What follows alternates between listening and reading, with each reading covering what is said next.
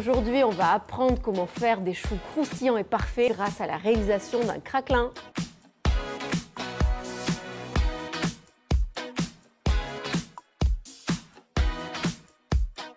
Donc pour réaliser notre craquelin, on va avoir besoin de 50 g de sucre cassonade, 50 g de farine et 40 g de beurre doux ou demi-sel.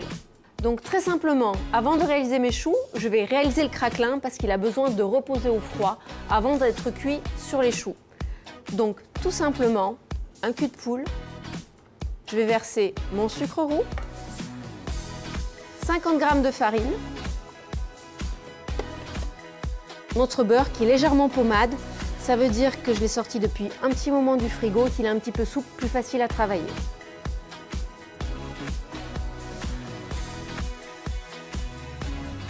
Et là, je vais simplement mélanger tous les ingrédients de mon craquelin.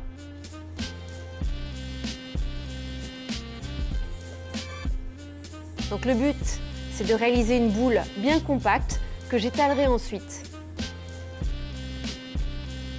J'ai ma boule qui est impeccable, parfaite pour être maintenant étalée. Donc très simplement, une plaque à pâtisserie, une feuille de papier sulfurisé. Je vais placer la boule au centre. Je vais recouvrir d'une deuxième feuille de papier sulfurisé.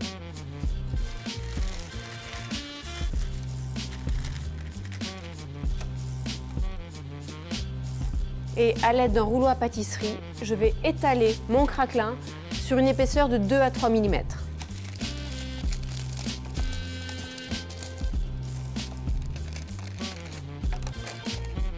Donc maintenant, mon craquelin est étalé, il a besoin d'être placé au grand froid pour pouvoir être travaillé. Donc le temps que je fasse ma pâte à choux, vous laissez votre craquelin au réfrigérateur.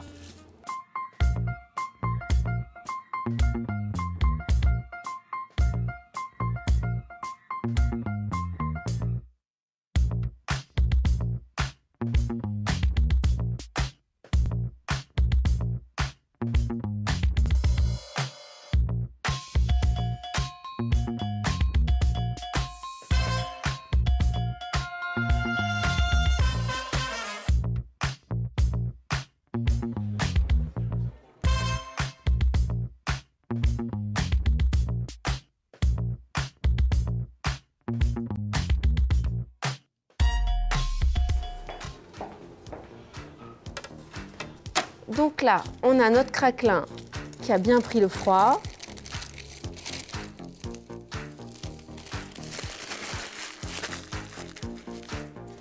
Ce que je vais faire avec un emporte-pièce, je vais faire des petits cercles de craquelin qui vont venir se poser sur ma pâte à choux.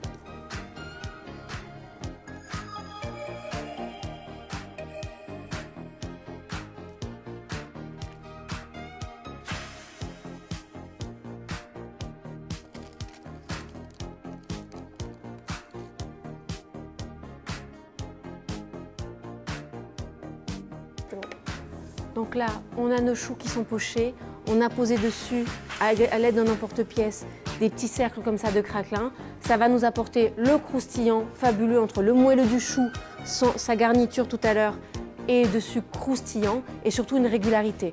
On n'aura pas les petites pointes, on ne va pas avoir les choux qui ont éclaté. Donc là, on a préchauffé notre four à 180 degrés, et c'est parti pour une quinzaine de minutes.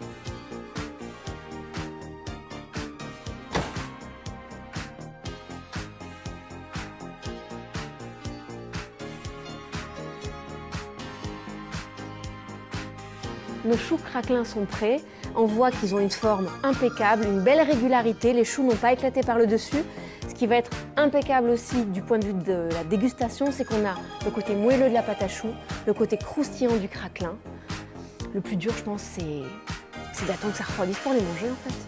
Il ne me reste plus qu'à vous dire à très vite pour de nouvelles astuces très gourmandes.